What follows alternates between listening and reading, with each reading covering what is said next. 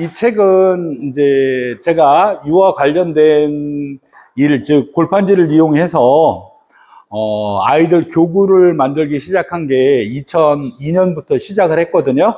그렇게 시작을 해서 이거를 본격적으로 작업을 한 게 2006년부터 시작을 했는데, 이 책을 써야겠다 하는 거는 한 2011년 정도가 됐었던 것 같습니다. 그러니까 거의 15년 동안 뭐 그냥 무기작 하다가 도저히 이게 정리가 안 되는데, 이제 기회가 되다 보니 그동안 써놓은 원고를 정리를 해서 작년 11월부터 작업을 시작해갖고 올 7월에 이렇게 이제 정리를 좀 하게 됐고요. 책 내용은 논문 형식으로 전체 이제 10장으로 구성이 되어 있는데요. 실제 아이들이 10살까지의 성장 과정을 8단계의 단계별로 정리해서 이러한 시기별로 어떻게 교구를 아이들한테 소개를 하고 그것을 정리해 나갈 건가를 뭐 어떻게 보면 개인적으로 좀 독학을 해가면서 이제 정리를 해 놓은 그런 책입니다. 그리고 이제 그 위에 이제 저희가 이제 초등 미술 교육의 입체 전환이라고 하는 책을 요번에 이제 같이 냈는데요. 그거는 이렇게 아이가 성장과 발달이 그러니까 태어나자부터 10살까지의 성장되는 과정을 이제 어떤 시기에 미술이 아이한테 영향을 줄 수 있고 그것이 어떤 창의성으로 발달될 수 있는지를 정리한 게 이제 초등미술 교육의 입체 전환이다. 이게 이제 이 스케치북으로 평면으로만 그리던 게 입체로 전환을 하면서 어떠한 효과나 어떠한 결과들을 만들 수 있는지를 이제 그 책으로 소개를 했는데, 그 책의 바탕이 되는 게 이게 이제 아동인지 발달 8단계라고 하는 내용입니다. 이 북토크 진행을 시작하겠습니다. 저는 뭐 말씀드린 것처럼 지금 현재 화가이면서 아동미술 교육 관련된 거를 이제 개발하고 있고요. 이러한 일은 이제 2002년 이제 월드컵을 끝나고 나서 그 32면체 축구공이죠.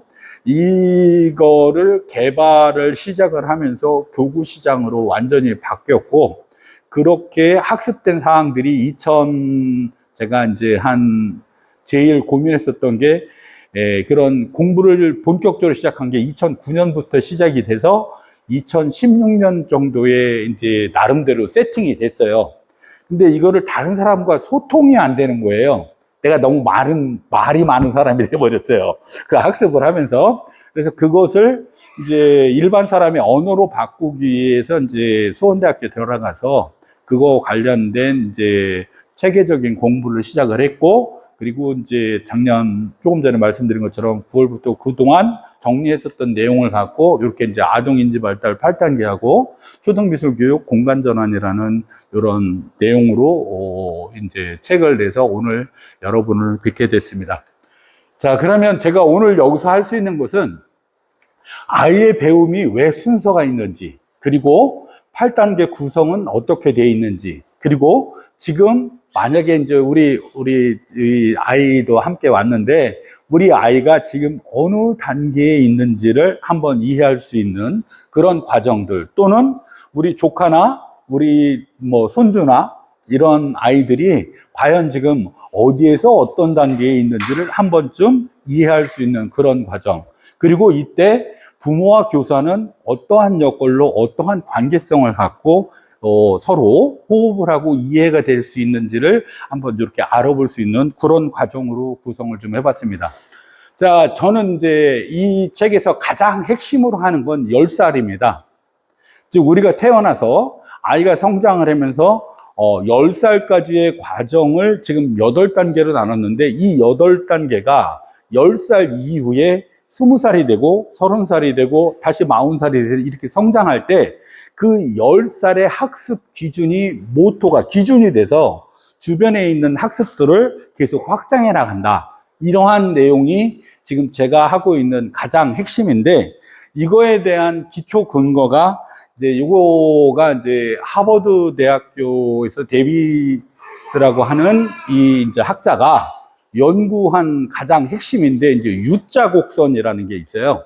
창의성이라고 하는 문제를 갖고 접근을 할 때 지금 10살 요 부분이 이제 가장 창의성이 떨어진다. 즉, 가장 낮다라는 거예요. 그러면 왜 이때 이 회화적으로 봤을 때 10살이었을 때 창의성이 떨어지느냐. 이 문제가 뭐냐면 아이가 태어나서 10살까지 이 세상에 필요한 학습적 기준을 세팅을 해서 자기 자신을 이 세상을 살아갈 수 있는 기준으로 맞춰가는 과정이라는 거예요. 즉, 자기가 아무리 자유로운 생각을 해도 이 자유로운 생각이 이 세상과 맞지 않으면 의미가 없는데 그 세상의 기준을 이해하는 시기가 가장 낮은 시기, 즉 가장 완전하게 이해하는 시기가 10살이라는 겁니다. 그러면 10살까지 학습된 그 기준 위에 즉 우리가 말하면 물리적 이제 물은 위에서 아래로 떨어지고 중력이 있고 아까 얘기했듯이 이렇게 우리가 활동을 할 때 우리가 찾아진 굉장히 다양한 법칙들이 있지 않습니까? 그러한 기준 위에서 자기가 상상을 해나가야 된다는 거예요. 이 상상이 적어도 그러한 그 기준 원리가 세팅되는 게 10살이라는 겁니다. 그러면 그 기준 위에서 자기가 생각했던 것을 확장해 나가야 되는데 그 확장하는 방식이 우리가 인류가 지금까지 축적해 놓은 기술과 이런 것들을 학습해서 그 바탕 위에서 확장을 해 나가야 된다는 거죠. 그럼 그 관계가 그럼 왜 그렇게 됐느냐? 보통 아이가 10살이 되면 10살 이전에는 몸과 감각과 체험으로 다 학습이 이루어지다가 8살이 되면 문자를 배우기 시작해요. 우리나라 깊은 연령으로. 그래서 9살에 되면 그걸 완벽하게 문자가 학습이 된 다음에 그것을 도서관에 있는 수없는 책을 통해서 내가 학습할 수 있다. 즉, 어렸을 때 8살이나 9살 때 동화책을 가장 많이 읽기 시작을 하면서 아이가 어떻게 생각하냐면, 이제 모든 학습과 지식은 책을 통해서 배워야 된다. 그 기준을 정확하게 이 시기에 세팅이 돼서 그러한 기준에 따라서 학습을 시작한다는 겁니다. 자, 그러면 제가 말하고자 하는 것은 이 10살까지의 세팅하는 것을 어떻게 세팅이 되느냐. 이 세팅되는 그 과정을 8단계로 구분해서 지금 이제 여러분들한테 이제 소개하는 아동인지발달 그 체계입니다. 자, 그러면 요거는 조금 전에 설명했었던 그대로 내용이고요. 자, 이 내용이 그 10살까지 학습된 내용이 리턴 구조로 다시 아까 8단계를 재학습을 계속 확장해 나가면서 배운다라는 관점이 지금 제가 말하고 있는 아동 인지 발달의 가장 중요한 포인트입니다. 이 과정은 실제 이제 저희가 이제 지금부터 이제 단계에 대한 설명을 좀 드리는데 요것을 이해를 하면 나머지 일들이 훨씬 우리 아이를 이해하는 데 좀 도움이 될 거라고 생각을 합니다. 자, 첫 번째, 저는 이제 이 단계를 이렇게 주체, 관계, 시각, 공간, 시간, 창조, 집단지성, 실행이라는 8단계를 구분을 했는데, 요 색깔을 구분한 것처럼, 초창기에는 요 3단계까지의 관계, 이 사람의 안정이라고 하는 요 관계가 구분이 되고, 요 3단계부터 요 시간까지 다시 2차 관계가 구분이 되고, 요 시간 이후에 창조에서 실행까지 크게 3단계 구성이 되어 있는데, 요 첫 단계에서는 안정성이 굉장히 중요합니다. 그리고 이 두 번째 단계에서는 시각적으로 사물을 이해하고 보아서 그것을 이해하는 과정입니다. 즉 학습의 과정이고, 나머지는 6단계에서부터는 그것을 어떻게 응용을 해서 내 것으로 만들어서 일상으로 만들어가느냐. 즉 이 창조에 붙어서는 뭐냐면, 우리가 만약에 자연 속에 그냥 산다면 그냥 자연에 있는 물건을 살아먹고 사는데, 우리가 지금 집을 짓고 의자를 만들고 이런 전기를 만들고 이 모든 창조된 과정이 즉 우리의 편의에 의해서 만들어졌는데, 그 만들어진 게 왜 어떻게 만들어졌는가가 이 창조, 집단, 재성, 실행의 관계로 이해를 하시면 됩니다. 자, 그러면 이러한 부분들이 이제 저희가 이제 첫 번째 이제 주체 단계라고 하는 것은, 여기서 주체라고 하면 도대체 내가 주도적인 거냐, 이제 이런 관계 할 수 있는데, 제가 여기서 말하는 주체는 양육자, 즉 가장 한 건 엄마 아빠가 여기 주체를 의미합니다. 왜 그럼 주체냐면, 아이가 태어나면 우리는 착한 사람이냐 아니면 악한 사람이냐, 과연 우리 사람이 악한 사람이냐 착한 사람이냐를 많이 성선설을 따지지만, 실제 그 아이는 백지처럼 없지만 오직 하나 존재하는 건 생명이 있다는 겁니다. 근데 이 생명이 부모의 도움 없이는 스스로 살아갈 수가 없어요. 그러면 이 아이가 그 생명을 유지하기 위해서 그 생명을 계속 유지하기 위한 상황과 조건들을 제공해주는 부모, 그 부모에 의해서 모든 것을 배우고 익히고 학습된다. 그러면 이때에 그 생명을 키워주는 관련된 모든 사항이 이 주체인 부모에 의해서 결정된다라는 뜻입니다. 즉, 이 얘기는 우리 아이가 선한 사람인지 착한 사람인지는 부모에 의해서 결정된다라는 이야기나 똑같은 얘기입니다. 오직 그 전제 조건은 우리 아이가 살아남고 우리 아이가 스스로 이 세상을 이해하고 살아나가기 위해서 그것을 알려주고 키워주는, 즉 가르쳐주는 사람이 부모라는 겁니다. 이 부모가 그러한 과정들을 진행을 하는데, 그러면 이 부모가 어떻게 그것을 진행하느냐? 첫 번째가 이런 겁니다. 우리 아이는 생존을 필요한데 네 가지가 있는데, 먹고 자고 배설하고 위험으로부터 나를 보호해 주는 거예요. 즉, 내가 배고프다고 아이가 울으면 엄마가 음식을 주는 거, 분유를 주는 거죠. 아이가 배설을 하면 그거 이상하다고 내가 울으면 엄마가 그걸 싹 치워주는 거고, 아이가 위험하다고 내가 주위에 아무도 없어서 막 울면 엄마가 와서 안아주는 거예요. 이 관계가 이 주체에 의해서 형성이 되는데, 그러한 반응이 아이한테는 그 부모와의 애착 관계, 즉 나는 엄마만 믿으면 나는 살아가는데 문제가 없어 라고 하는 이 관계 형성이 이 주체에 의해서 다음 상태인 이 관계를 갖고 형성을 하게 됩니다. 즉, 아이가 어떤 반응을 보이면 엄마가 그 반응에 따라서 대응하는 대응 관계성이에요. 이 대응을 통해서 엄마가 어떻게 반응하고 아빠가 어떻게 반응하냐에 따라서 아이는 주어진 상황을 이해하기 시작한다는 거예요. 즉, 여기서 주어진 상황을 이해한다는 것은 내가 몸이 이상하고 속이 막 이상하고 뭐가 아픈 느낌이 오는데, 이거를 막 울었더니 엄마가 밥을 줬더니 내 뱃속이 편안해지더라. 이 신체적인 느낌을, 이거는 내가 배가 고픈 거라서 그런 거구나. 근데 이거를 해결해 주는 게 엄마가 나한테 식사를 제공을 하면 이 문제가 해결되는구나 라고 하는 걸 아이는 느끼면서 그 기준을 세우기 시작한다는 겁니다. 우리는 아이가 가르친다라고 생각을 하는데, 실제는 아이가 스스로 자기가 느낀 오감에서 느끼는 육감은 내장 감각이라고 해요. 그 감각을 느끼는 것을 전부 다 자기가 규정을 한다는 거예요. 어떻게 하기 위해서, 내가 살기 위해서, 엄마랑 소통하기 위해서, 아빠랑 소통하기 위해서.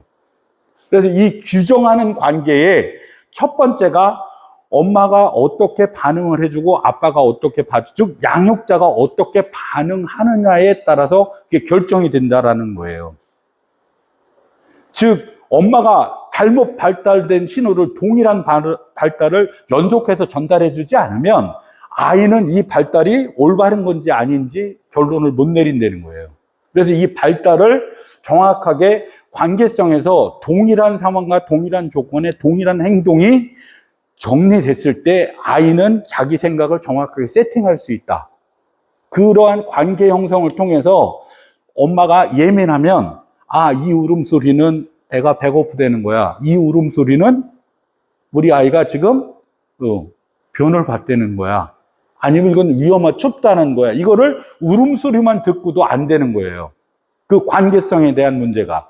이게 이제 애착 관계가 형성이 돼서 제일 중요한 건 이 사랑이 정서적 위안이 아니라, 즉 자기 아이 스스로 이 세상을 탐색하는 기본 전제 조건이 된다라는 겁니다. 그래서 이 관계가 형성이 된 다음에 세 번째가 되면 이제 시각이라는 단계가 되는데, 이 시각이라고 하는 건 뭐냐면, 초창기에는 아이는 눈이 발달되어 있지 않아요. 근데 시각이 점점 오면서 엄마랑 눈 맞춤을 하고 엄마가 어떤 일들을 아이가 하나 배울 때마다 환하게 웃어주는, 즉 쉽게 말해서 우리로 말하면 눈 맞춤의 가장 핵심이 그 아이가 새로운 걸 배울 때마다 엄마가 그것을 신기해하고 아름다운 환희의 눈빛을 보이면 아이는 엄마가 즐거워하는 모습을 필연적으로 배울 수밖에 없는 관계 형성이 돼요. 그래서 내가 어떤 일을 행동을 해서 내가 배웠다고 생각을 했는데 엄마가 찡그리고 있어. 그러면 아이는 내가 배운 게 잘못된 거다라고 이해를 한다는 거예요. 그래서 이런 관계 형성의 기초 시각의 관계 형성이 되는데, 처음에는 이 원초적인 이미지라는 게 뭐냐면 우리의 5가지의 감각이 있는데 이 감각에 의해서 어떠한 삶을 엄마랑 소통하기 위한 조건들이 이 원초적 이미지적 관계를 갖고 처음에는 감각적 요소로 형성이 됐다. 이것이 시각적 개념이 들어오면서 원초적 덩어리 개념으로, 즉 어떠한 개념이 구체적으로 형성되기 시작하고, 이것을 다시 이제 명명이라고 하는 게 이게 뭐냐면 이거 물이야 라고 했는데, 그때 아이는 그 물이 마시면 목이 아까 했듯이 말랐을 때 편안해지고, 아까 어떤 새로운 손으로 만져서 손을 닦을 수 있고, 이러한 감각적 요소가 그 시각으로 물이라고 하는 요소를 본 게 물이라고 하는 말로 결정이 돼서 엄마랑 소통을 하기 시작을 하는데, 이때 소통을 할 때 재밌는 거는 이거예요. 아이가 엄마 눈을 처음에는 맞췄는데 이게 물이야 라고 얘기를 하면 엄마가 물을 보고 있으면 아이도 물을 본다는 거예요. 이게 동조예요. 즉 이 얘기는 아이가 정확하게 반응할 수 있는 관계성이 이 동조를 통해서 어느 순간이 되면 야 저거는 새야 라고 하면 손끝을 보는 게 아니라 그 새를 볼 수 있는, 같은 방향을 볼 수 있는 상태로까지 아이가 확장을 하고 시각이 형성이 되는데, 이거에 가장 중요한 게 엄마가 먹고 자고 배설하고 위험으로부터 안전한 이 관계성이 완벽하게 정리됐을 때 나머지 탐색이 이루어지지, 이 근본적인 문제가 해결이 안 되면 그 탐색, 학습이 안 된다는 겁니다. 그래서 제일 중요한 건 그 안정적 관계를 어떻게 구축하고 어떻게 반응을 찾아갈 거냐가 이 단계의 제일 중요한 거고, 그러한 과정이 시각이 발달이 되면서 명령 관계로 하는데, 자, 그러면 이 시각이 이제 다시 공간적인 상태로 이해를 하게 돼요. 그 첫 번째는 이 면이라고 생각했었던, 즉 시각으로 한 단면만 이해하던 게 그 위에 어떤 사물이 겹쳐 있어요. 즉 주전자 위에 컵이 있는데 주전자와 컵을 처음에 아이는 구분하지 못한다는 거예요. 그것이 똑같은 그 문 위에 있는 건지 따로 떨어져 있는 건지 얼마나 이게 구분이 안 된다는 거예요. 이런 것들을 아까 얘기했듯이 어떤 사물에 뒤사물이 가려져 있으면 그 사물이 가려져 있다 배경간에 나타나는 것으로 이해를 하는 이런 문제들을 시각적으로 학습하기 시작을 하고, 그것이 경계선을 뚜렷하게 나면서 이것이 배치까지 가는데요. 여기서 설명을 하면 이거랑 이것이 서로 앞에 있는 거고 이것은 정육면체다라고 하는 이 개념을 아이 스스로 시각적으로 구분하는 학습 과정이 게슈탈트입니다. 즉 이 게슈탈트라고 하는 특징이 이 공간이 되는데, 이 시기가 되면 어떻게 이해가 되냐면 이 사물을 머릿속에다 입체적으로 구성을 할 수가 있어요. 즉 어떤 사물을 딱 보면 그 뒷모습이 어떻게 돼 있고 위가 어떻고 아래가 어떤지를 이해하는 시기가 이 공간의 시기예요. 그래서 어떤 사물이 머릿속에 완벽하게 이해가 되고 내가 손을 뻗어서 어느 정도 위치에 그것을 내가 뻗으면 잡을 수 있다. 이 관계가 이 공간의 시기가 됩니다.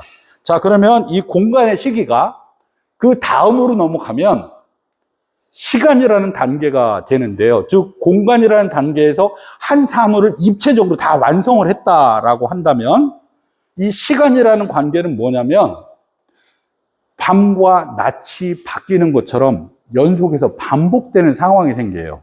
가장 쉬운 예로 이렇게 설명을 드릴게요.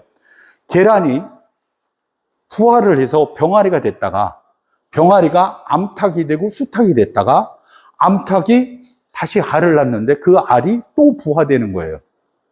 이 관계를 처음에는 알 따로, 병아리 따로, 암탉, 수탉 따로, 다 따로따로 봤는데 이 내용을 이해를 하면 이것이 하나다 라고 하는 개념을 이 시간 단계에서 학습을 한다는 거예요. 근데 우리는 이 관계를 특히 여기에서는 어떠냐면 봄에는 꽃이 피고 여름에는 잎이 무성이고 가을에는 열매가 맺고 겨울에는 잎이 떨어진다라고 하는 이 관계성을 시간을 통해서 이해를 하게 되는데 그 실체가 밤과 낮이 바뀌는 것처럼 그러한 시간의 연관이 봄, 여름, 가을의 순서가 됐다가 이것이 어떠한 과정으로 즉 아까 병아리가 닭이 되고 수탉이 되고 암탉이 됐다 다시 병아리 이런 과정을 아까 얘기했는데 이게 그러면 그렇게 변화되는 이유가 뭐냐? 그 안에 변화되는 이유가 지금 저 변화가 됐잖아요. 사람이 움직이면 그 사람이 움직이는 이유가 뭐냐? 이거를 이 시간 단계에서 추적하기 시작한다는 거, 그 근본적인 이유를. 그래서 아이가 이 시기가 되면 장난감이 막 움직여요. 그러면 그 움직이는 이유가 뭔지 그걸 부셔요. 그 부서지는 이유가 그 안에 뭐 때문에 이게 움직이냐는 거예요. 근데 우리 사람들은 애가 거칠어서 부셨다라고 생각을 하는데 학습 시기적으로 아이는 지금 그 작동하는 원리가 뭔지를 나는 여기까지 이미 이해가 됐는데 이거를 알고 싶다는 거예요. 근데 우리는 그걸 못하게 하죠. 그래서 이 내용이 시간이라고 하는 개념을 통해서 아이가 확실히 그것을 이해를 하게 된다는 겁니다. 자, 이 단계가 되면 이제 우리로 말하면 트리 구조라고 하죠. 위에 관계성을 갖고 그 세부적인 관계를 구성해서 이 개념이 한 개념이다라고 하는 이 관점이 요 시기에 형성이 됩니다. 자, 그 다음에 이제 창조 단계가 왔어요. 그럼 이 창조 단계를 설명하는 건 제가 명확하게 하나 사과나무에 대해서 설명을 드릴게요. 자, 아까 시간 단계에서 어떻게 설명을 했냐면 봄, 여름, 가을이 되면 사과가 봄에 꽃이 피고 여름에 잎이 무성했다가 겨울에 사과 열매가 달리고 그리고 겨울이 되면 진다고 했잖아요. 여기까지는 시간이에요. 그런데 저 나무를 베어서 나는 의자를 만들겠다. 나는 저 과일을 따서 딸기잼을 만들거나 사과잼을 만들거나 사과 주스를 만들겠다. 그리고 나는 이 나무를 통해서 아까 얘기했듯이 다른 침대나 이런 집을 만들겠다라고 하는 관점으로 가면 이건 창조예요. 자, 그러면 그 과정이 여기에서 이 사과 나무가 갖고 있는 것들을 어떻게, 어떤 이유로, 어떤 조합을 갖고 내가 의도하고 목적한 거에 따라서 변경시켜 나갈 것인가를 아이는 스스로 구분하기 시작한다는 거예요. 이 과정이 되면 우리가 지금 우리 일상생활을 보고 있는 이런 것들을 만들어야 되는 이유를 구체적으로 그 내부적인 구조로 그것을 파악을 하고 그 다음에 그것을 크기 변화나 재료의 변경을 통해서 어떻게 해결을 하고 그 다음에 이 중에서 동일한 조건이 있는데 이거를 선택하면 어떤 문제가 생기고 이걸 만점 어떠한 다른 문제가 발생되는지를 이해를 한 다음에 내가 원하는 나는 딸기잼을 만들겠다라고 하면 나는 어떤 구성 요소를 갖고 이걸 해결할 것이냐 이거를 배우고 적용하기 시작하는 게 창조 단계라는 겁니다. 이게 대부분 아이의 성장 과정에서 7살, 8살 이 시기가 됩니다. 그래서 이 과정이 되는데 조금 더 빠른 아이는 5살 시기에서도 이게 가능해요. 이렇게 창조가 되면 자 이제 여기서 내가 뭔가를 발표를 했어요. 이렇게 만들어진 게 과연 이게 엄마한테도 아니면 친구한테도 동생한테도 적용이 가능하냐 이거를 묻기 시작하는데 이것을 따질 때 첫 번째는 효율성.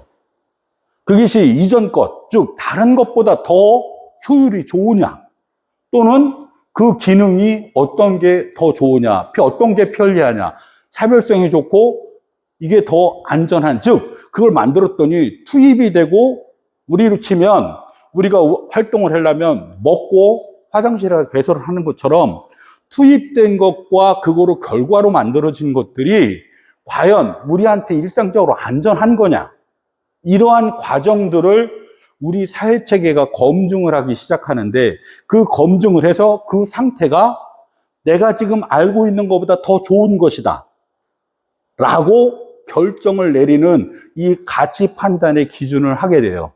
나는 이미 내 수준이 70%인데 내가 지금 받아들인 이 상황이 나를 90% 만들거나 110% 만들 수 있느냐를 이런 과정들을 통해서 판단을 한다는 거예요. 그래서 이 판단이 이루어지면 이것이 스스로 자기가 판단하는 게 아니라 주위의 상황이나 여건에 맞춰서 판단을 하게 되고 이것이 사회성이라고 하는 문제로 확장을 해요.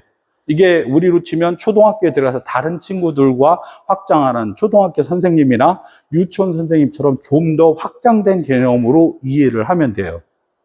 그런 관계성을 이해하기 시작한다는 거예요.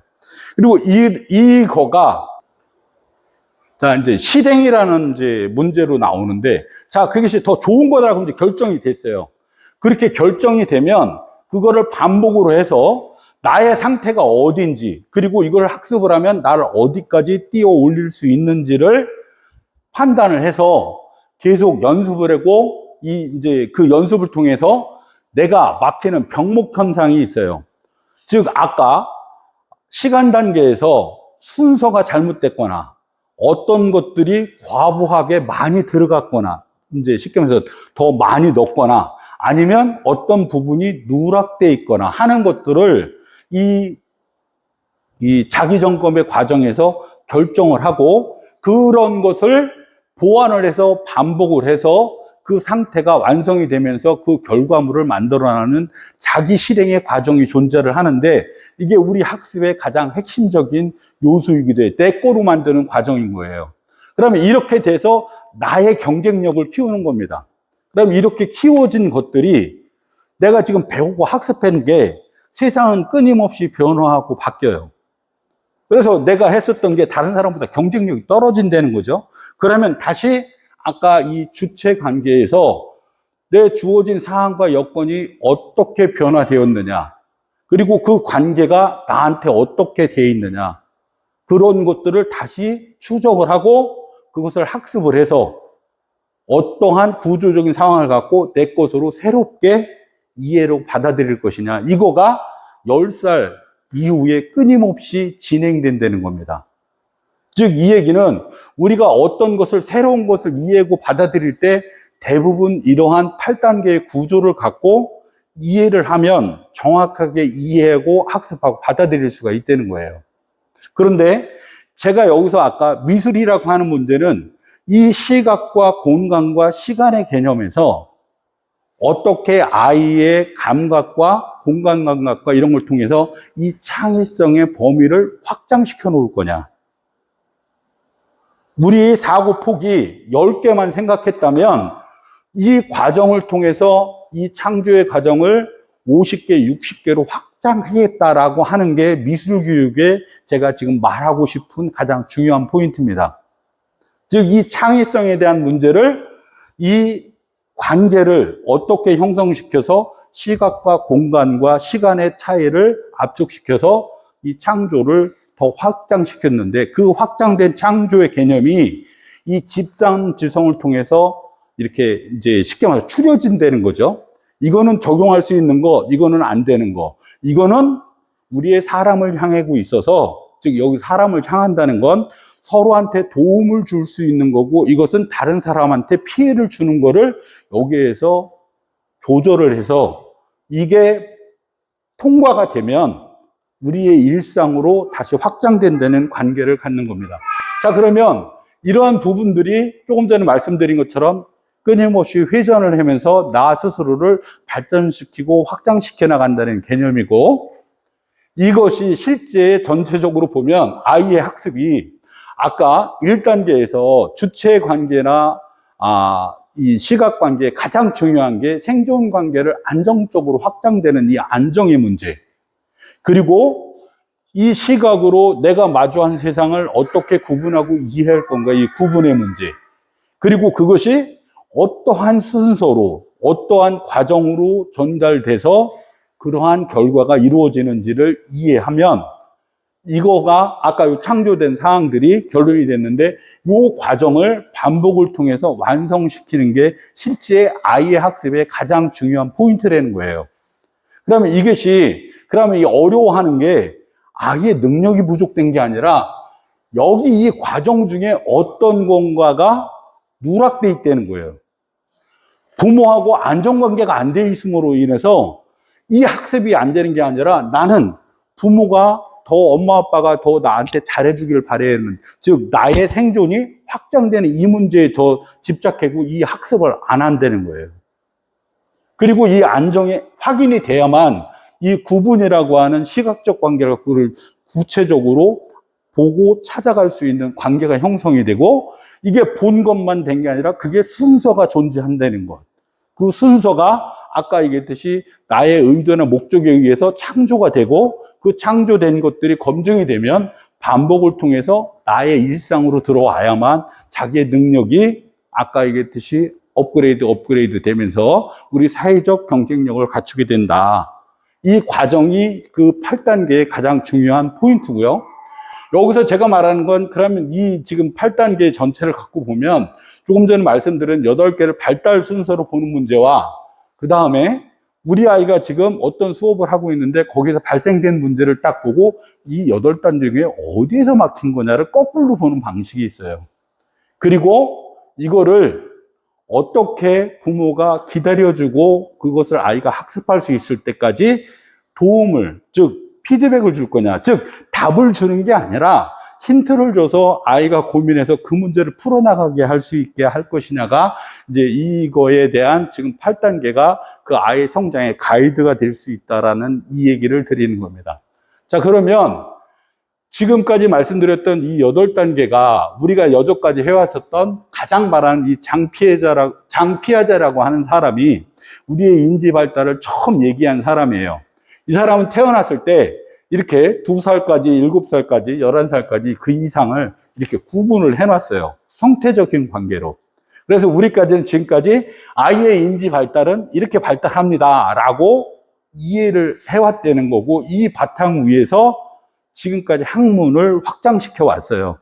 근데 이 과정이 여기서 추상적 사고는 창조적 사고라고 보시면 됩니다. 자, 이 관계를 저는 지금 이렇게 이제 구분을 해 놓는 거예요. 지금 이제 저희 인지발달 그 8단계가 기존의 주장과 어떤 차이가 있냐면, 첫 번째는 아이가 태어난 걸 양육자 관계로 시작해서 내가 이 세계를 어떻게 마주하고 이해할 것이냐의 전이 체계로 봤다는 거예요. 즉, 안정적 관계가 형성이 되고 아이랑 서로 주고받고 관계가 형성이 돼서 그 아이가 서로 동조, 또 똑같은 것을 보고 소통을 확대하는 방식으로 이 세상을 이해하고 확장해 나가야 된다라고 하는 게 첫 번째 이 책의 아주 중요한 특징이고, 두 번째는 피아제의 아까 그 구분해 놓은 5단계를 쫓아가지 않고 시각과 공간과 시간을 요 외형적 인식 구조, 그리고 구조적 조직, 그 시각으로 형태를 공간 구분해서 완성을 하고 그 내부 구조를 이해를 하고, 그 다음에 그 내부에 어떤 모티브로 이것이 움직이는지, 자동차가 왜 움직이는지, 사람이 왜 움직이는지, 어떤 것들이 그 움직이는 거의 군서를 추적해 나가면서 창조적 관계를 해석할 수 있는 바탕으로 이 책이 정리를 하고 있다는 거예요. 그리고 세 번째는 이 창조가 지금까지 인지 발달 단계를 전부 다 여기까지만 다 끝내고 있습니다. 기존의 책들은.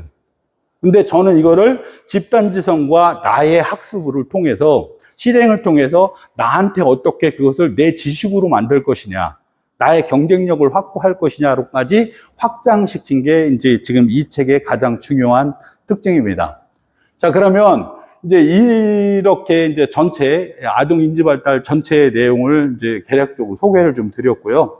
이러한 부분들을 갖고 아까 이제 미술이 되는 역할이나 다른 사항들을 다시 이제 소개할 거는 다음 기회에는 아까 말씀드린 것처럼 그 미술이 이 단계에서 아까 시각, 공간, 시간 요 단계가 어떻게 미술의 창조성이랑 하는 문제를 이제 다음 주에 제가 이제 잠깐 별도로 미술적 관계를 좀 더 구체적으로 소개한다고 말씀을 드렸고, 혹시 이제 요게 이제 지금 제가 지금 이 정리한 책의 전체 내용입니다. 자, 그러면 요 책은 실제 이제 서론하고 결론을 읽으면 이 책 구성이 오늘 이제 설명드린 거 바로 결론을 내실 수 있을 거예요. 뭐 이제 읽을 수 있는지 말지도 했는데, 이 책은 논문의 형식을 띠고 있고, 혹시 제 주장이 이제 뭐 당신의 그냥 주장일 수밖에 없으니까, 그래서 이제 논문의 실제를 전부 다 찾아서 근거를, 그 원리나 개념을 다 이렇게 담아서 책을 만들어 놨습니다. 그래서 실제 전체적으로는 이게 이제 학습을 하고 풀어나갈 때 아직도 연구해야 될 부분이 굉장히 많아요. 그러다 보니 이제 이론서로서 이런 주장하는 그런 관계까지만 정리를 해놓고, 제가 아까 말씀드린 것처럼, 처음에 얘기한 것처럼 지금까지 준비해 놓은 사항이 이런 문제다 보니, 이거를 제가 더 풀어나갈 땐 제가 갖고 있는 한계가 분명해서 아까 했듯이 여기까지만 매듭을 져놓겠습니다 하고, 나머지 부분들은 이제 다른 분들이 이 부분을 갖고 연구를 한다면 기초 자료로는 써 나갈 수 있지 않겠느냐 해서 이렇게까지 정리를 해서 오늘 마감을 이제 책으로 이렇게 이제 마감을 했습니다. 혹시 질문 있으시면 제가 뭐 나름대로 정리한 내용 중에 선의껏 답변을 좀 드리겠습니다. 단계에서 창조 단계 전에 네. 세 가지가 이제 뭐 기술적 네, 네. 어떻게 보면 교육을 통해서 폭발할 수도 있고, 네, 네, 네, 네, 네. 그다음 창조 단계 넘어간다고 하셨잖아요. 네, 네, 네. 그랬을 때 만약에 그러니까 타고난 재능에 대해서 어떻게 생각하실지. 그러니까 만약에 배우지 네, 네, 네, 네, 네, 네, 네. 타고나서 네, 네. 배운 아이들보다 더 뛰어날 수도 있는지. 제가 이제 그 부분은 이제 원래 이제 제가 이제 창조성이라고 하는 책에서 얘기한 거로 하면, 저는 여기서 창조성은 어떻게 말하냐면, 실제 그게 학습이 가능하고, 제가 여기서 말하는 창조성은 학습이 가능하고 그 관계를 갖고 확장을 해 나가면 충분히 누구나 창의성을 가질 수 있고 그걸 확장해 나갈 수 있습니다가 제가 지금 주장한 내용이 가장 모티브인데, 지금 말씀하신 건 이제 타고난 역량에 대한 문제와 아까 얘기했듯이 그것을 이 학습을 통해서 얼마만큼 확장시키고 그 타고난 이제 그 자질의 문제, 이것을 어떻게 이해하고 받아들여야 되느냐에 대한 문제잖아요. 두 번째는 이제 그 창의성이라고 하는 그 책 다른 이제 그 연구 논문에 의하면 전체 한 30%가 유전자에 의한, 이제 쉽게 말해 창의성에 의한 영향력이 있는 거로 거기서는 얘기를 하고 있어요. 그런데 그 영향력이 환경과 조건에 따라서 60%까지 확장도 되지만 10%까지 축소도 돼요. 그러니까 환경 요건이.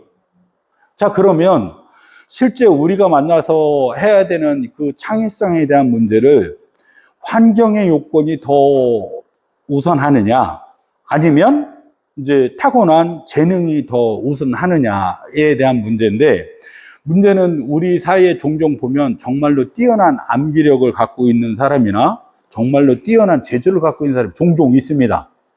근데 그런 것을 보편성으로 접근하기에는 무조건 한계는 있어요.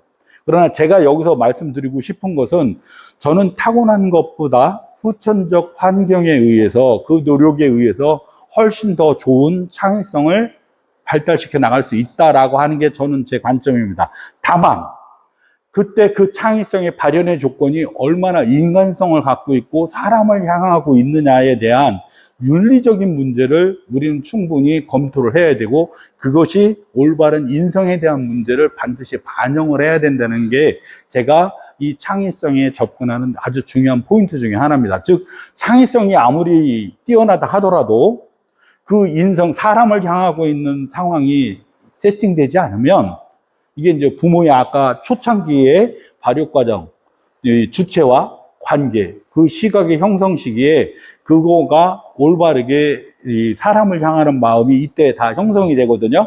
그 시기에 잘 형성이 돼 주어야 아까 그 다음 시기에 지금 시각과 공간과 시간, 그리고 창조성에 남아있는 이 환경적 요소가 아까 했듯이 다른 요소로 이제 적정을 해서 이제 우리가 생각하는 좀 더 창의성 있는 아이로 확장돼 나갈 수 있다. 근데 이 단계에서만 따지면 다른 문제가 되기는 해요. 근데 이제 제 생각은 그렇게 지금 보고 있습니다.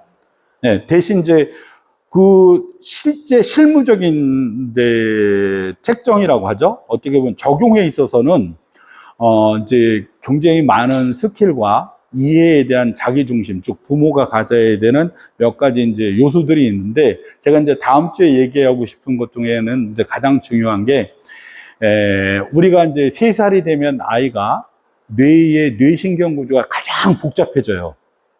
그리고 그 복잡해진 상황이 이 사람과 활동을 하고 정리를 하면, 즉 인간화되는, 아까 10살이 이렇게 단순화된다고 했지 않습니까?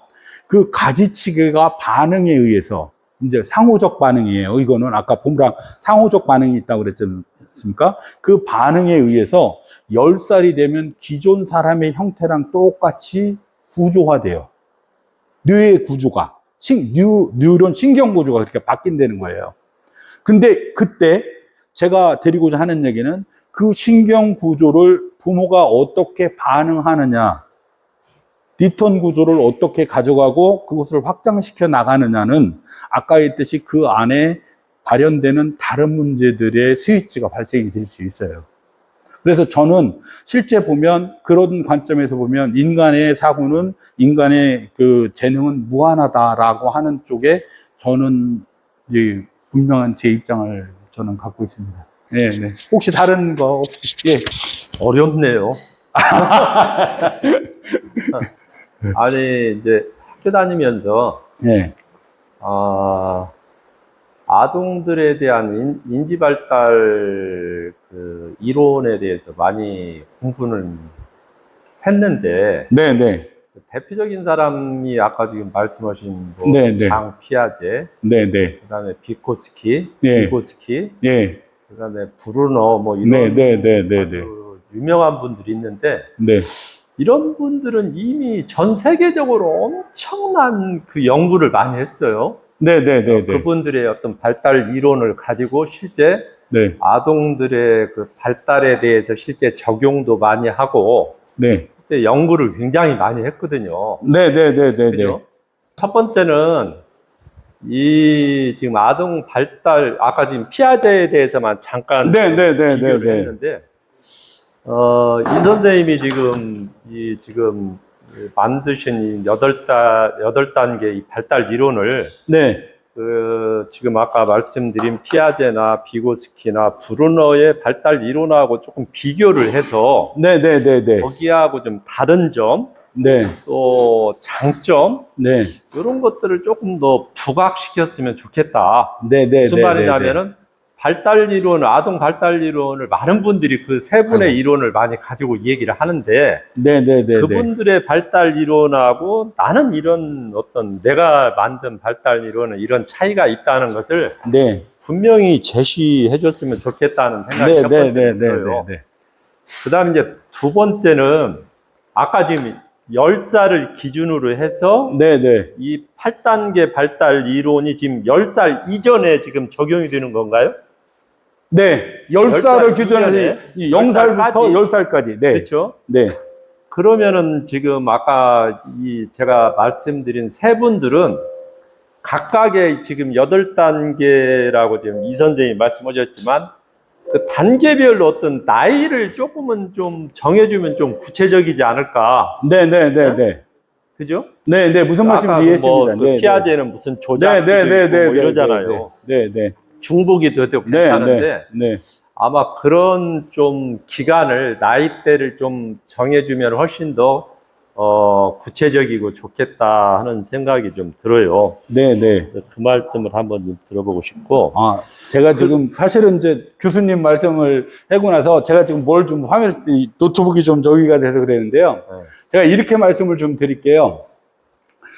일단은 제가 이 두 가지를 점검을 했어요. 발달 단계 이론에 대한 내용을 전체 제가 연관되고 지금 현재 유럽하고 미국에서 진행되는 발달 이론, 최근, 그러니까 이제 19세기부터 지금까지 발생된 전체 내용과 지금 이제 제가 주장하고 있는 현재 이제 최근 내용과의 관계를 갖고 이 부분들을 이제 소개하기 위해서 이제 정리를 했는데, 첫 번째는 이제 제가 일단 조금 이제 설명을 좀 드리면, 지금 이제 국내에서 발달된 흐름이나 사항들을 가면 전부 다 이제 아까 제가 하버드에서 서브 앤 리턴 관련된 주고받기 상호관계 있지 않습니까? 이 관계를 갖고 진행되는 사항들이 이제 지금 최신 미국의 흐름이고, 유럽은 저기로 가고 있어요. 사회 공동체주의 위주로. 즉, 아까 저희가 말한 이제 집단지성 있지 않습니까? 집단지성에서 실행의 이 관계로 가고 있는데, 거기에서 진행된 과정들을 갖고 있으면, 제가 아까 이제 제가 말한 8단계 구조가, 이제 3가지 특징을 갖고 있다고 했지 않습니까? 사실은 이제 그런 관점에서는 이제 어떻게 보면 제가 처음 주장을 하고 있는 것 같아요. 지금 이제 이론이나 관련된 사항들을 점검을 좀 하면. 그런데 문제는 그런 것들을 대응하고 추적하고 정리를 해나가려 했더니 그 일이 정말 만만치 않더라는 거예요. 한번 교수님 말씀을 한번 듣고 제가 이제 그거를 이론이나 내용을 다 해서 사실은 저 표로 만들어 놓은 게 있는데 그걸로 가면 너무 무거워질까봐 사실은 제가 이제 오늘 이제 그거를 안 했는데 제가 뭐 혹시 다음 주에 혹시 기회되시면 그때 내 자료는 그거는 확실해서 다시 정리하는 걸 한번 표현을 좀 해보겠습니다.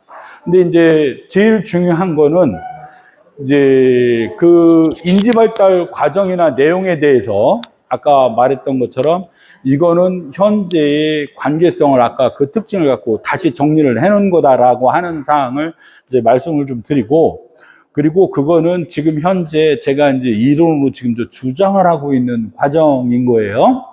그러다 보니 이제 그거를 주장하기에 한계가 있어서 제가 이게 이제 책을 논문식으로 쓴 이유 중에 하나도 그걸 주장하고 제가 말을 하면 일반 사람들이 그걸 받아들이기는 좀 어려워할 거다.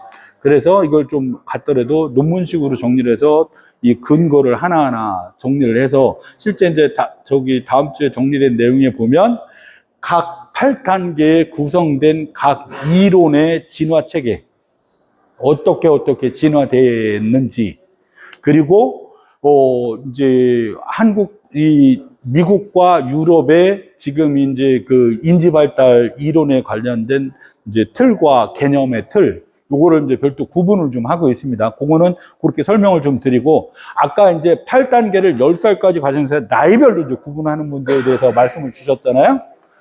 그거는 실제 이제 보면 이제 아이의 발달 과정이 실제 이제 아까 1, 2, 3단계는 보통 이제 2살 안쪽에서 결론이 돼요. 그러니까 1, 2, 3단계는 2살 안쪽이라는 거죠. 그 다음에 이제 공간하고 이제 시간의 문제가, 원래 이제 공간의 문제를 인식하는 게 거의 이제 1살 12개월부터 보통 24개월, 36개월 사이에 완전하게 입체 구조가 완성이 돼요.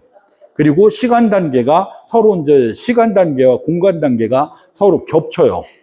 지금 제가 하고자 하는 얘기는 어떤 단계가 이렇게 딱딱 끊어지는 게 아니라 이 단계가 시간적으로 서로 이렇게 겹친다는 거예요. 관계성이.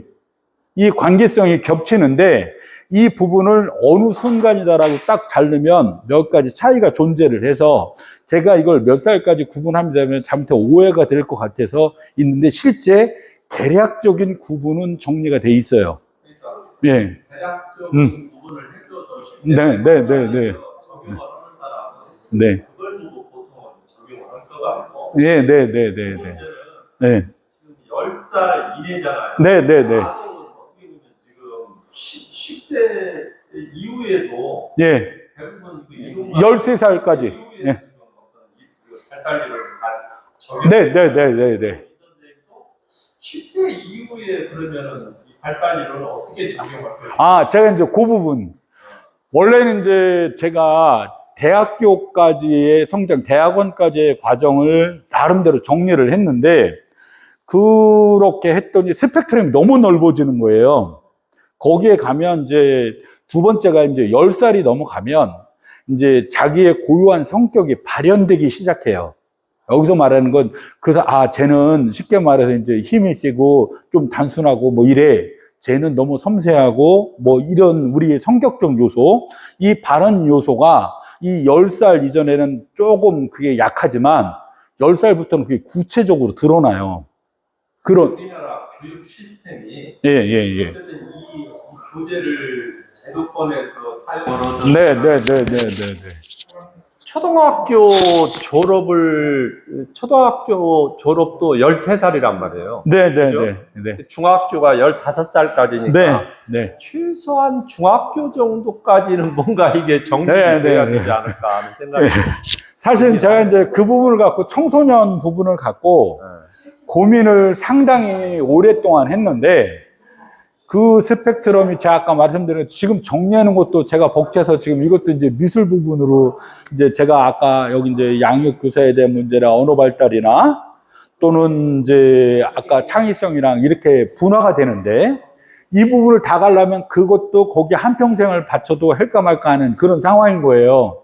그러다 보니 저는 지금 이 8단계 중에 아까 조금 전에 말씀드렸던 미술에 대한 부분과 창의성에 대한 부분으로 접근을 하고 있는 거예요. 그 중에. 근데 이제 지금 교수님은 그걸 또 뛰어넘어서 이제 청소년의 이제 고유한 성격과 발현이 되고 그들한테 도움이 될 수 있는, 쉽게 말해서 이제 우리 이제 뭐라 그래야 되나, 적극적인 이런 사회 참여적인 이런 시기에 대한 관련된 사항들까지도 사실은 저 개인적으로는 자료는 좀 정리는 돼 있지만 그것을 하고 넘어가려고 하는데 뭐 제가 좀 에너지가 거기까지는 좀 부족한 게 개인적인 문제. 다만 그거 지금 말씀하셨던 것 중에 제일 중요한 문제가 제도권의 교육과정과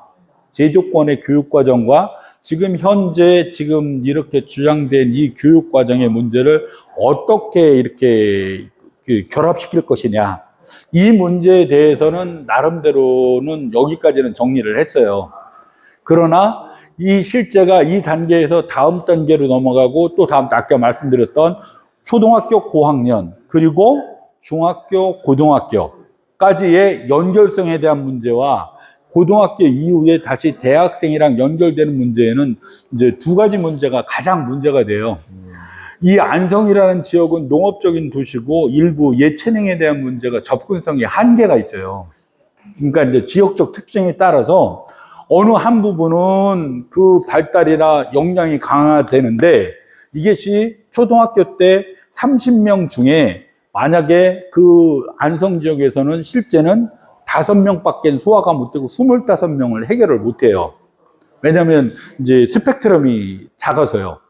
그러다 보니까 이 사람들은 필요에 따라서 우리 이교육 선생님 아드님이 군산 가서 아이들이 공부를 했던 것처럼, 또 태권도를 해서 평택 가서 공부를 하는 것처럼 그 해당 분야는 다른 지역으로 나가야 되는 문제가 있어요. 그 관계성을 확장시켜 나가야 되는 과정을 갖고, 이 문제가 실제 적용을 하고 일하는 데는 이제 너무 스펙트럼이 넓고 전문가들이 다양하고 많다 보니 그거를 갖고 일하는 데는 굉장히 좀 이제 한계가 있다. 그래서 저는 실제 여기서 말하고 싶었던 거는 그거예요. 유치원과 초등학교를 어떻게 연결할 것이냐. 그러니까 예.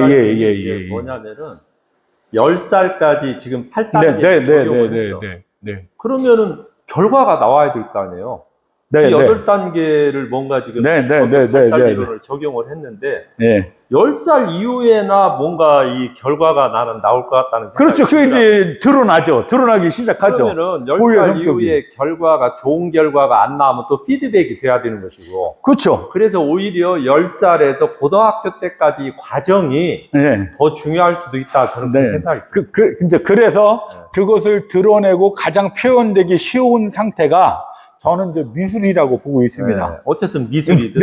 왜냐하면 그런 표현이나 자기의 사고 체계나 형태가 가장 보편적으로 가장 잘 우리 사회 체계가 이렇게 표현되어 있고 그걸 구분해 나갈 수 있게끔 지금 이제 정리가 돼 있어요. 미술은. 근데 이제 만약에 이제 신체 활동으로 넘어가거나 음악 활동으로 넘어가거나 또는 이것이 이제 어문 계열로 넘어가서 이제 법학이나 이제 인문학으로 넘어가는 이 과정으로 들어가 버리면 실제 그 각각의 요소들이 다 연결되는 분화 구조를 찾아서 정리를 해야 되는데, 이 분화 구조가 발생되기 시작하는 게 10살 이후부터 발생되기 시작을 해요. 근데 그 구조를 하나하나 쫓아가려면 이제 제가 잠깐 말씀드린 것처럼 그 한 분야에 한 사람이 평생을 해도 이룩할까 말까 하는 이런 문제들이 있다 보니 제가 여기까지 오면서 제 스스로도 지친 게 저는 초등학교하고 유치원만 연결해 놓고 끝내겠습니다. 해서 아까 말씀드린 것처럼 요 10살까지만 제 나름대로 정리를 해서 그러면 적어도 초등학교까지는 저는 연결을 시켜 놓은 거 아니냐. 이제 저는 이제 그런 관점으로 이제 지금 현재 접근을 하고 있고 거기까지가 이제 제가 지금까지 해야 될 숙제가 아니냐라고 생각을 해왔고 그거를 요번에 이렇게 이제 매듭을 줬다라고 이렇게 지금 생각하고 있습니다. 아니 뭐 제가 거기까지 못 나가서 죄송합니다. 혹시 뭐 하고 싶은 말이 있어 한마디 좀 얘기 좀 해줘. 아니 저는 그 청소년 관련해서 네. 20년 이상 그 봉사활동을 하고 있습니다. 그래서 범죄소년이라고 네. 그 많이 이제 뭐 매스컴을 통해서도 들어보셨을 거예요. 촉법소년이니 뭐 이런 말씀 많이 들으셨을 텐데, 아까 교수님 말씀하신 대로 10살, 결과가 나와야 되는데 10살 이후에도 그 이제 가치관이라든가 이런 게 형성되는 과정이 제가 볼 때는 뭐 보통 뭐 20대까지는 뭐 가치관이 이렇게 형성이 된다고 저는 알고 있는데, 그 10살까지의 그 과정이 리턴이 계속 되면서 이제 뭐 그게 이제 변화도 있고 뭐 그렇게 이제 말씀을 주셨는데, 제가 드리고 싶은 말씀은 그 중고등학생들 같은 경우 제가 이렇게 봉사활동을 하다 보니까 아주 오늘 강의 주신 내용 그 설명에 공감 가는 부분이 되게 많았어요. 교수님 말씀도 그렇고 제가 오늘 또 새롭게 또 한두 가지 얻어가지고 가는 게 있는데, 그 중고등학교 과정에서 학생들이 느끼는 그런 그 여러 가지 그 이제 시각적인 부분이라든지 뭐 그런 부분이 어떻게 보면 저는 뭐 결과론적이지만 더 중요하다고 저는 생각을 하거든요. 그래서 뭐 미술로 다 접근을 하셨으니까 지금 뭐 나이를 10살까지 해서 이런 과정이 이제 발달 과정이 뭐 이렇게 그 이제 확립이 된다 이렇게 말씀을 하셨는데, 그래서 제가 드리고 싶은 말씀은 조금 더 예를 들어서 뭐 초등학교가 13살, 중학교가 뭐 16살까지고 뭐 고등학교가 19살까지고 뭐 이렇게 지금 우리나라 교육과정이 그렇게 되어 있는데, 제 경험상으로는 그 과정에 있는 단계에 있는 그 청소년들, 청소년들을 이 오늘 저기 강연 주신 요 내용 가지고 접목을 해서 하면 사회적으로도 변화를 줄 수 있는 그런 부분이 되게 많다고 제가 오늘 생각을 많이 했거든요. 그래서 제가 뭐 보호관찰소라든지 아니면 검찰청이라든지 뭐 경찰서라든지 이렇게 청소년을 한 명 이렇게 상대를 하다 보면 최소 6개월, 1년, 2년까지 보호관찰 받는 소년을 2년까지 그 기간을 두고 상담을 하고 그러는데,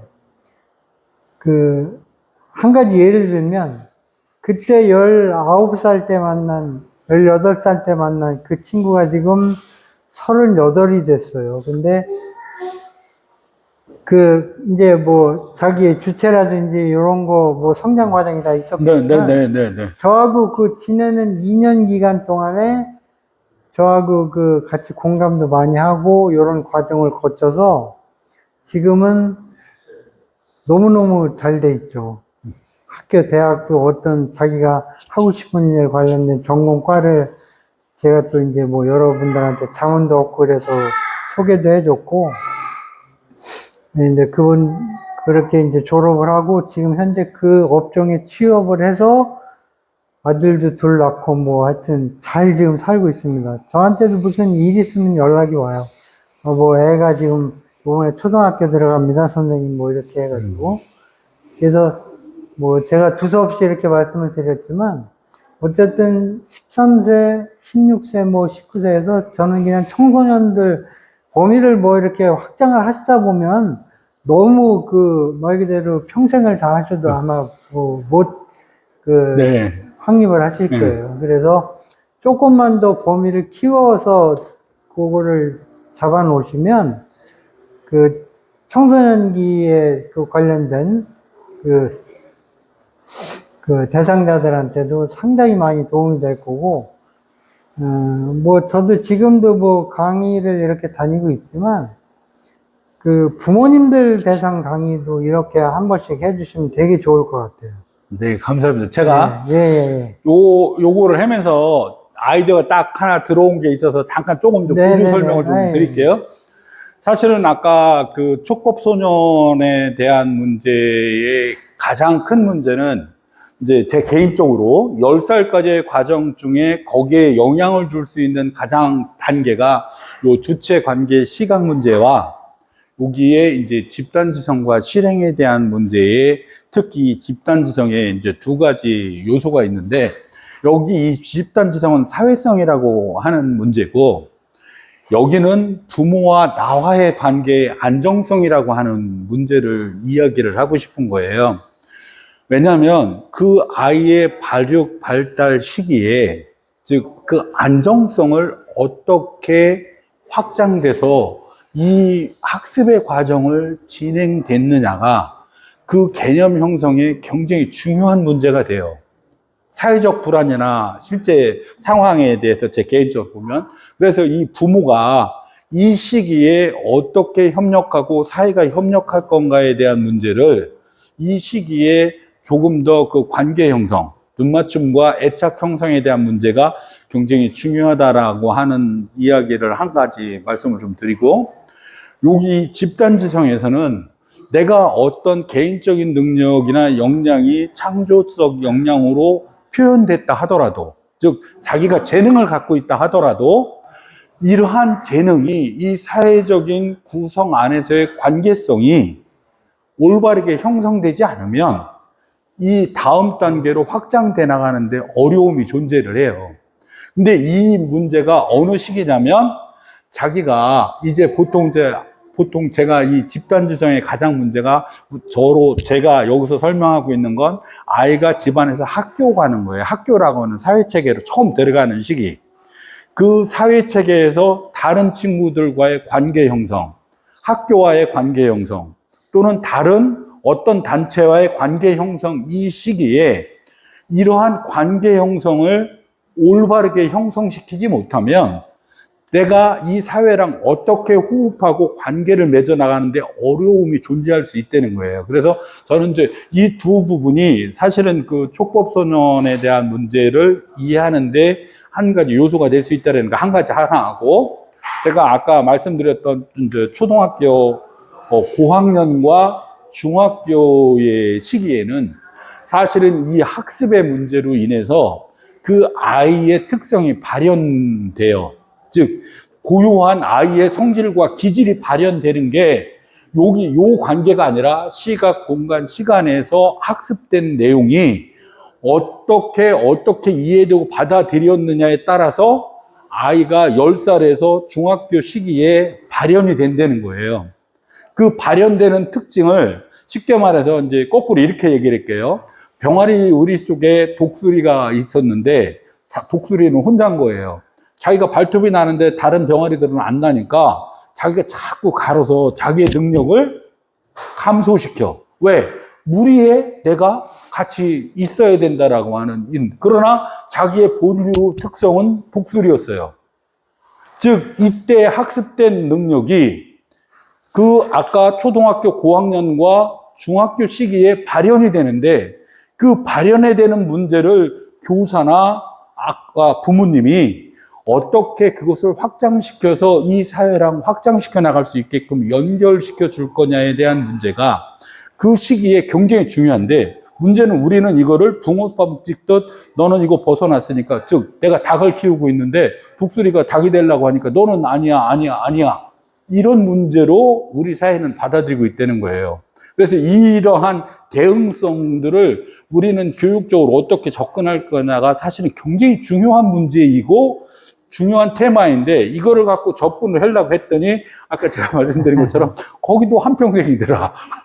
그러니 제가 아는데 그것까지 가려고 했는데 너무 어려움이 크더라 하는 제 개인적인 느낌이 이제 오고 그거에 대한 이제 고민이 돼서 더 발달을 못 시켰지만 실제 청소년 시기에 발생될 수 있는 그러한 개인의 자질과 능력을 정확하게 보고 그것을 잘 영양분이나 이걸 줘서 그 능력들을 확장시켜 나가면서 이 사회와 어떻게 관계 형성을 시켜 나갈게 할 수 있겠느냐에 대한 문제가 아까 왜 태권도는 딴 데로 가고 축구는 야구는 어디 이렇게 간 것처럼 이 안성이라고 하는 사회 조건이 5사람한테는 이 사회 조건이 30명 중에 5사람은 적응할 수 있는 조건과 발전시킬 수 있는 관계를 갖고 있지만 25명은 우리 이 안성이라는 사회가 그걸 못 받아들인다는 거예요. 그것을 못 받아들인다는 건 그 아이를 못 받아들인다는 게 아니라 그 아이의 재능과 그 아이의 그런 상태를 더 발현시키고 그것을 해서 더 뛰어난 사람을 성장시킬 수 있는 우리 사회 기반적으로 베이스가 부족하다는 거예요. 제 생각은. 그러면 그것을 우리 사회 성인들이 그걸 만들어내고 구축시켜 나가야 되는데 이 구축시켜 나가는 문제들에 대해서 쉽게 말해서 우리 선생님처럼 관심 있는 사람들은 끊임없이 고민을 하지만 대부분의 사람들은 이것을 교육적 관점이 아니라 정치적 관점이나 자기의 이해적 관계로 보다 보니 그걸 갖고 당신이 틀렸습니다. 이렇게 말할 수가 없는 상황인 거예요.